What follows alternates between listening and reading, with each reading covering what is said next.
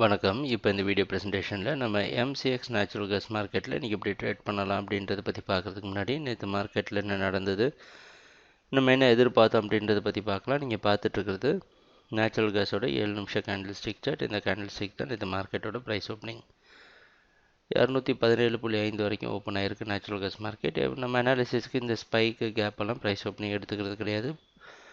10 மணிக்கு கண்ணுக்கு முன்னாடி பார்க்குற எல்டிபியை ப்ரைஸ் ஓப்பனிங் எடுத்துக்கணும். மார்க்கெட் டவுன் ட்ரெண்டுக்கு சாதகமாக இருக்கும்னு எதிர்பார்த்தோம். அதே மாதிரி மார்க்கெட் தொடர்ந்து டவுன் ட்ரெண்டுக்கு சாதகம் வந்து 212 வரைக்கும் வந்து 212.8 க்ளோஸ் ஆகிருக்கு. இன்றைக்கி மார்க்கெட்டோட ஓப்பனிங் 212க்கு கொஞ்சம் கீழேயோ அதில் பக்கமாக ஓப்பன் ஆகிறதுக்கு வாய்ப்பு இருக்கிற மாதிரி வெளிநாட்டில் இருக்க ஐஎம்எக்ஸ் மார்க்கெட் வச்சு பார்க்குறப்ப தெரியுது.